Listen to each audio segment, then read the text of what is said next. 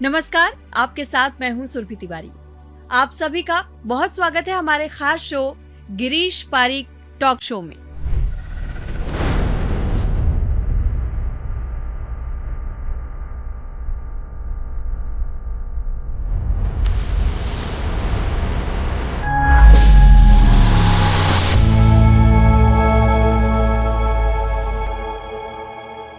गिरीश जी, हमने वैसे ये भी सुना है कि अगर ग्रह अपनी चाल बदलते हैं, राशियों पर प्रभाव डालते हैं, उसमें एक शब्द ये भी आता है नक्षत्र जिसे कहते हैं। तो ये नक्षत्र भी क्या किसी तरीके से इस खेल को और ज़्यादा उलझाएंगे या किसी के लिए अच्छा साबित होगा? नक्षत्र को कैसे कनेक्ट करेंगे?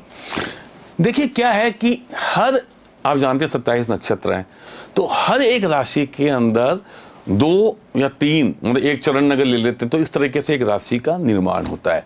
तो अभी जैसे मैंने आपको जो प्रेडिक्शन दी है वो नॉर्मली दी है एक राशि के हिसाब से, लेकिन अगर इसका और फाइनल अगर हम इसको एक कैलकुलेशन निकालेंगे तो नक्षत्र वाइज भी हम इसके अंदर प्रेडिक्शन आपको देने वाले हैं। लेकिन इससे पहले आपने एक मेरे से सवाल किया था उपाय का, तो मैं उपाय को सबसे आखिर में बताऊंगा जिससे कि सारा कुछ एक साथ में कंक्लूड कर दे, क्योंकि अभी ये जो प्रेडिक्शन हम दे रहे हैं ये चारों ग्रहों को यानी राहु केतु और बृहस्पति और शनि को मिला करके जो सम्मिलित असर आपके ऊपर क्या आने वाला है जो जिसे हम बोलते हैं क्यूमुलेटिव इफेक्ट क्या आने वाला है, तो वो एक साथ में आपको दे रहे हैं जिससे कि आपको खाली राहु का या केतु का या जुपिटर का पढ़ करके आप थोड़ा सा भ्रमित ना हो जाएं। तो हम पूरी कोशिश कर रहे हैं कि हमारे चैनल के थ्रू आपको वो सटीक जानकारी दें। और साथ में एक मैं रिक्वेस्ट करना चाहूँगा सुरभि कि ये जो हम अभी बातें कर रहे हैं ये हम गोचर की बात कर रहे हैं।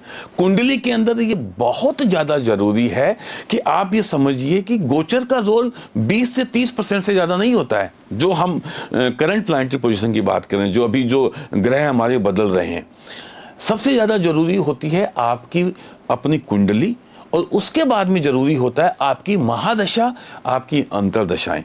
तो ये अगर अच्छी है, गोचर भी अच्छा है, तो मतलब आपका रिजल्ट बढ़िया है। अब जैसे आपने एक सवाल किया था नक्षत्र का, तो देखिए अश्विनी नक्षत्र जो है इसका पहला नक्षत्र है मेष राशि का, तो उनके जातकों के लिए मैं ये बोलूंगा कि ये गोचर जो हो रहा है, ट्रांजिट हो रहा है, ये शुभ रहेगा। भरणी नक्षत्र के जातकों के लिए मैं ये बोलूँगा कि थोड़ा सा समय जो है वो संघर्षपूर्ण होगा, तो इनको ज़्यादा मेहनत करनी होगी। हाँ, इनको लोन लेने से मैं बोलूँगा कि बचें, इसलिए रेनोवेशन पे या किसी चीज़ के लिए लोन लेकर के तो कम से कम कोई भी खर्चा या ना करें। कृतिका नक्षत्र जो है उसके जातकों के लिए मैं बोलूँगा कि जहाँ पे वो काम कर रहे हैं वहाँ पे उनको थोड़ा सा दिक्कत का सामना करना पड़ सकता है, तो अपने कलीग से और अपने सीनियर जो बॉसेस हैं उनके साथ में थोड़ा सा नरमी बना करके रखें। हाँ, लेकिन धन इनके पास में जैसे मैंने बोला था सडन वेल्थ आएगी, तो पैसा इनके पास निश्चित रूप से आएगा। अब आपने मेरे से पूछा था उपाय के बारे में, तो उपाय के बारे में मैं बताऊंगा कि देखिए हनुमान जी जो है ना, उन्होंने शनिदेव का बहुत बड़ा उपकार किया था कि जब लंका दहन हो रहा था तो उनको उल्टा करके लटका दिया था रावण ने, है ना। तो उनको सबसे पहले बाहर निकाला और जैसे ही दृष्टि पड़ी तो लंका जल गई। कहानी ये है कि आधा दिन शनिवार का हनुमान जी को शनिदेव ने दे दिया था और ये वादा किया था कि मैं आपके भक्तों को कभी परेशान नहीं करूंगा। तो सबसे पहली पूजा तो हनुमान जी की पूजा है और उसके अंदर भी सबसे बड़ी बात है हनुमान चालीसा करिए।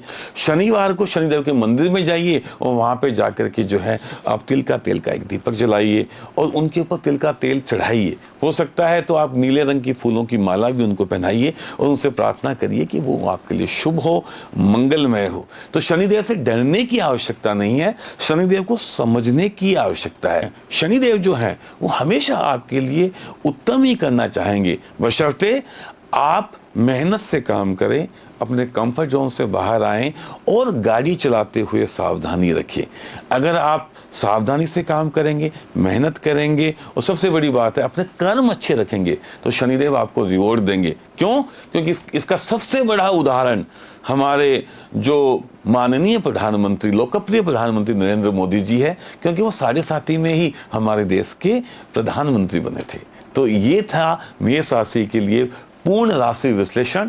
और अगर उनकी महादशाएं बढ़िया हैं और अगर उनकी अंतर्दशा बढ़िया है, दशानाथ अच्छा है, जन्म कुंडली में लग्नेश अच्छा है, तो निश्चित रूप से ये जो मैंने बातें बताई हैं, इसके जो बैड इफेक्ट है वो काफ़ी हद तक कम हो जाएंगे। इसलिए गोचर से डरने की आवश्यकता नहीं है। हर एक आदमी को इंडिविजुअली अपनी कुंडली के हिसाब से इनको देखने की आवश्यकता है। अच्छा, आपने इंडिविजुअल कुंडली एनालिसिस का जिक्र किया, तो इसको लेकर भी मैं आपसे जानना चाहूँगी, क्योंकि कई लोगों के मन में यह सवाल ज़रूर आता है कि क्या जो ये प्रेडिक्शंस दिए जाते हैं मेष राशि, वृषभ राशि या और अन्य राशियों के लिए, तो सर क्या ये हर किसी पर अप्लाई होता है, और या फिर जब हम लग्न कुंडली देखते हैं, कुंडली चार्ट हम अलग अलग लोगों के देखते हैं, तो उस पर अलग अलग तरीके से प्रभाव पड़ता है?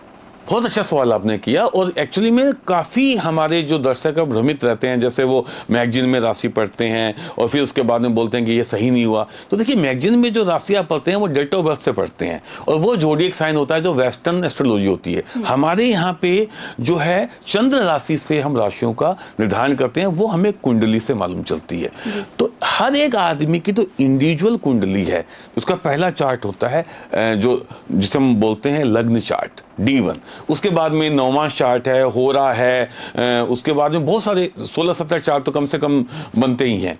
तो मैं आपको बता दूं कि अगर आपकी कुंडली के अंदर आपके लग्नेश बली हैं और जो महादशा चल रही है, जैसे सपोज करो अभी आपकी गुरु की महादशा चल रही है, गुरु आपके लग्नेश है और पंचम, नवम या 11th हाउस में बैठे हैं, तो निश्चित रूप से आपको घबराने की आवश्यकता नहीं है, क्योंकि वो महादशा काफ़ी हद तक बैलेंस कर देती है 7.5 को और बाकी के नेगेटिव गोचर को। इसलिए जब भी हम गोचर की प्रेडिक्शन सुनते हैं या पढ़ते हैं, तो हमें सबसे पहले हमारी महादशा और महादशा के जो अधिपति हैं, मतलब जैसे गुरु की महादशा है तो हमें ये देखेंगे कि गुरु कहाँ बैठे हुए हैं, तो दशानाथ को देखने के बाद में, और फिर और भी बहुत सारे जैसे चीज़ें हैं कि लग्नेश पे कहाँ, दशानाथ पे किसकी दृष्टि पड़ रही है, लग्नेश पे किन की दृष्टि पड़ रही है, तो उन सबको एक साथ में स्टडी करने के बाद ही हम गोचर को देखेंगे। इसलिए आपको बहुत ज़रूरी है कि इस गोचर के साथ में अपनी कुंडली की दशाएं और महादशाओं के परिप्रेक्ष्य में इनको देखना है।